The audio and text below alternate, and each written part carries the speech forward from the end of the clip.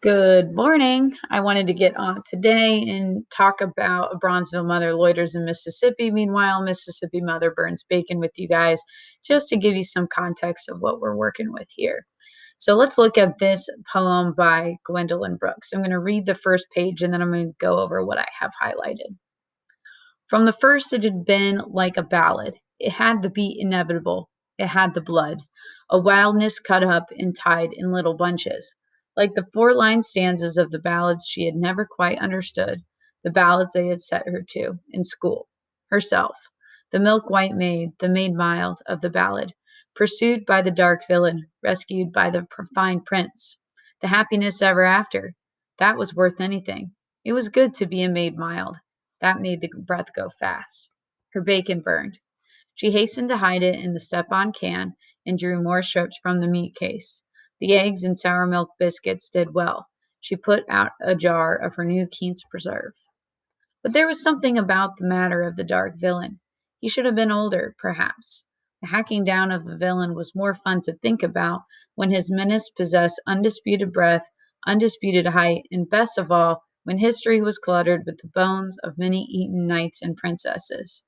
The fun was disturbed, then all but nullified, when the dark villain was a blackish child of 14, with eyes still too young to be dirty, and a mouth too young to have lost every reminder of its infant softness.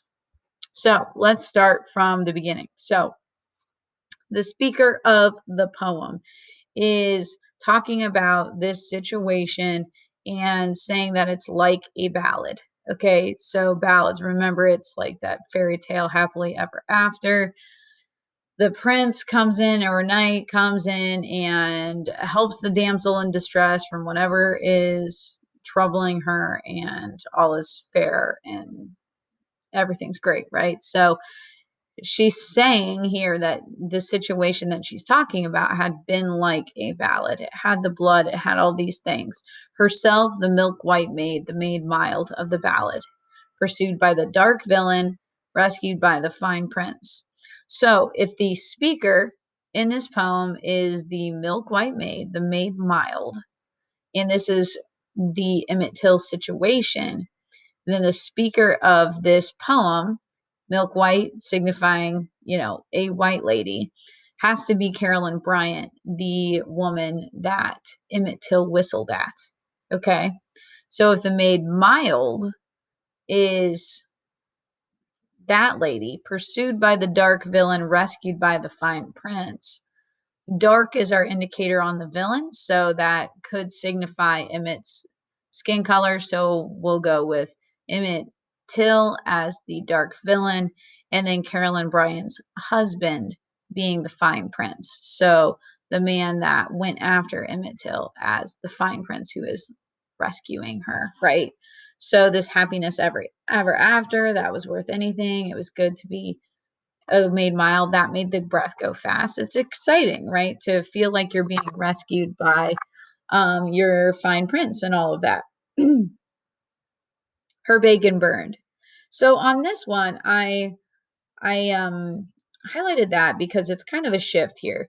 It's almost like this mother, right? She's just making breakfast and she's kind of getting lost in her thoughts. And so these first two stanzas, we see her lost in her thoughts, thinking over the situation. And then she kind of flashes back to real life. So her bacon burned. She throws it out and starts again. And she's just making breakfast for her family. And then we have this dot, dot, dot, and a but. Whenever there's a dot, dot, dot, and especially a but, then we've got a little shift in the poem. So I highlighted, but there was something the matter about the matter of the dark villain. He should have been older, perhaps. So now she's kind of thinking about the dark villain, thinking about what makes a good villain.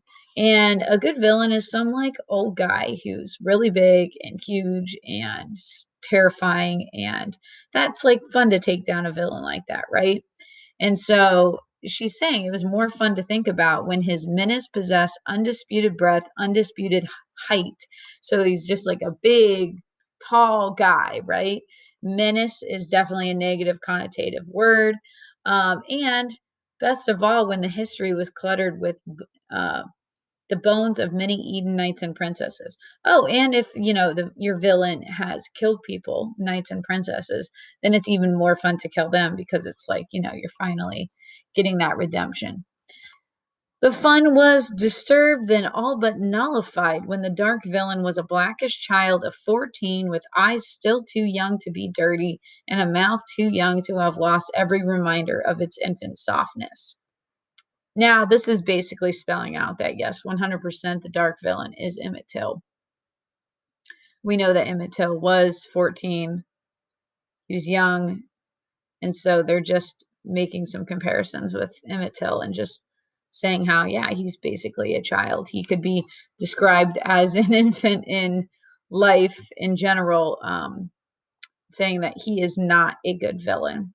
So, with this lens, knowing that the dark villain is Emmett Till and the Maid Mild is Carolyn Bryant and the Fine Prince is Bryant's husband, and that she constantly is shifting back and forth between how she's considering this situation and then what she's actually seeing in her own life with this breakfast with her family. Please continue to read this poem. Let me know if you have any questions.